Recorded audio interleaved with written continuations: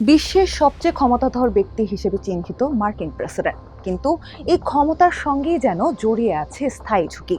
গত ১৫০ বছরে বারবার হামলার মুখে পড়েছেন যুক্তরাষ্ট্রের প্রেসিডেন্টরা। কেউ প্রাণ হারিয়েছেন, কেউ অল্পের জন্য বেঁচে গেছেন, আবার কেউ লক্ষ্যবস্তু হয়েও রক্ষা পেয়েছেন ভাগ্যের জোরে। ২৫ এপ্রিল ওয়াশিংটন ডিসিতে বার্ষিক হোয়াইট হাউস করেসপন্ডেন্ট ডিনারে ডোনাল্ড ট্রাম্পের উপর হামলার ঘটনায় সেই পুরনো ইতিহাস আবারও আলোচনায়। মার্কিন ইতিহাসে ৪ জন ক্ষমতাসীন প্রেসিডেন্টকে হত্যা করা হয়েছে, যা দেশটির গণতন্ত্রের ভিত নাড়িয়ে দিয়েছিল। ১৮৬৫ সালে গৃহযুদ্ধ শেষ হওয়ার মাত্র কয়েকদিন পর ওয়াশিংটন ডিসির ফোর্ড থিয়েটারে নাটক দেখতে গিয়েছিলেন তৎকালীন প্রেসিডেন্ট আব্রাহাম লিঙ্কন। সেখানে আততায়ী জন উইলকস বুথের গুলিতে নিহত হন তিনি। এটি ছিল কোনো মার্কিন প্রেসিডেন্টকে হত্যার প্রথম ঘটনা। ১৮৮১ সালের জুলাই মাসে ওয়াশিংটনের একটি ট্রেন স্টেশনে চার্লস কুইটাও নামের এক ব্যক্তির গুলিতে আহত হন ২০তম মার্কিন প্রেসিডেন্ট জেমস এ গারফিল্ড। তবে সরাসরি গুলিতে নয়, বরং আধুনিক চিকিৎসার ব্যবস্থার অভাব ও সংক্রমণের কারণে হামলার কয়েক মাস পর সেপ্টেম্বরে মৃত্যু হয় তার। ঘাতক চার্লস কুইটাও ছিলেন তারই একজন সাবেক সমর্থক।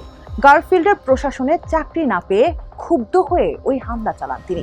পরবর্তীতে কুইটাওকে দোষী সাব্যস্ত করা হয় এবং তাকে ফাঁসি দেয়া হয়। ১৯০১ সালের সেপ্টেম্বরে নিউ ইয়র্কের বাফেলোতে একটি প্রদর্শনী চলাকালে লিওন জোলগোস নামের এক আততায়ীর গুলিতে আহত হন তৎকালীন মার্কিন প্রেসিডেন্ট উইলিয়াম ম্যাককিনলি। আহত অবস্থায় কিছুদিন পরে মারা যান তিনি। আধুনিক ইতিহাসে সবচেয়ে আলোচিত হত্যাকাণ্ডটি ঘটে ১৯৬৩ সালের নভেম্বরে। টেক্সাসের ডালাসে গাড়ি বহরে স্নাইপার লি হার্ভে ওসওয়াল্ডের গুলিতে নিহত হন জন এফ কেনেডি। ওই হামলার কিছুদিন পর গ্রেপ্তার করা হয়েছিল ওসওয়াল্ডকে। পরবর্তী ডালাস থানার বেসমেন্টে জ্যাক রুবির হাতে খুন হন ওসওয়াল্ড। বেশ কয়েকজন প্রেসিডেন্ট সরাসরি গুলিবিদ্ধ হয়েও চিকিৎসকদের প্রচেষ্টায় বা ভাগ্যের জোরে প্রাণে বেঁচে ফিরেছেন। ১৮৬১ সালের দিকে আমেরিকার প্রাক গৃহযুদ্ধের যুগে ক্যাপিটলে একটি অন্ত্যেষ্টিক্রিয়ায় যোগ দেওয়ার সময় তৎকালীন প্রেসিডেন্ট অ্যান্ড্রু জ্যাকসনকে গুলি করা হয়েছিল। বন্দুকধারী দুবার গুলি করলেও ডেমোক্রেটিক দলের এই প্রেসিডেন্টকে হত্যা করতে ব্যর্থ হয়। সময়টা ১৯১২ সাল। দ্বিতীয় দফায় প্রেসিডেন্ট হওয়ার লড়াইয়ে জোর প্রচারণা চালাচ্ছিলেন রিপাবলিকান মার্কিন প্রেসিডেন্ট প্রার্থী থিওডোর রুজভেল্ট। প্রচার সভায় বক্তব্য দিতে উইসকনসিনের মিলওয়াউকিতে যাচ্ছিলেন তিনি। সেখানে একজন সেলুন তত্ত্বাবধানকারী তাকে গুলি করেন। তবে আশ্চর্যের বিষয়, তার পকেটে থাকাও চশমার কেস ও মোটা বক্তৃতাপত্র বুলেটের গতি কমিয়ে দেয়, ফলে প্রাণে বেঁচে যান তিনি। ১৯৩৩ সালে মিয়ামিতে বন্দুকধারীর গুলিতে আহত হন তৎকালীন মার্কিন প্রেসিডেন্ট ফ্রাঙ্কলিন ডি রুজভেল্ট।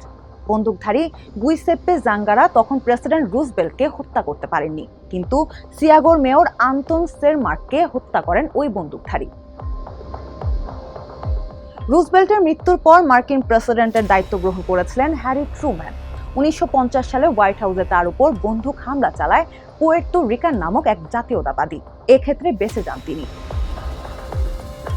১৯৭২ সালে তৃতীয়বারের মতো প্রেসিডেন্ট নির্বাচনে অংশ নেওয়ার জন্য প্রচার চালাচ্ছিলেন তৎকালীন আলাবামা অঙ্গরাজ্যের গভর্নর জর্জ ওয়ালেস।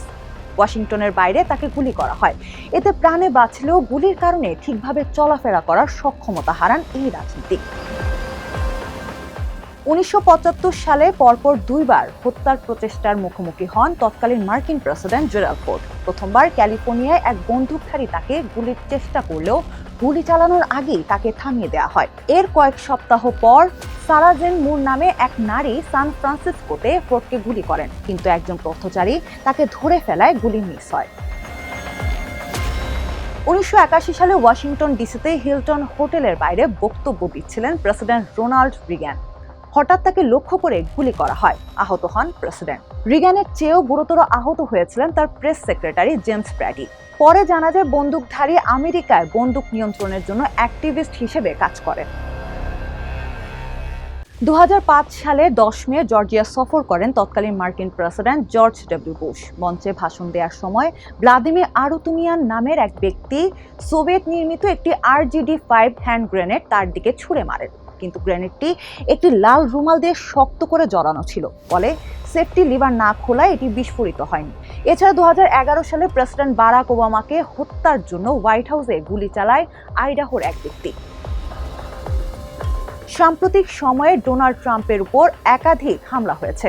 2024 সালে নির্বাচনী প্রচারণায় গুলি লাগে তার কানে। সবশেষ 2026 সালের 25 এপ্রিল ওয়াশিংটনের হিলটন হোটেলে আয়োজিত বার্ষিক হোয়াইট হাউস করেসপন্ডেন্ট ডিনার চলাকালে কোল টমাস অ্যালেন নামের এক ব্যক্তি গুলি চালায়।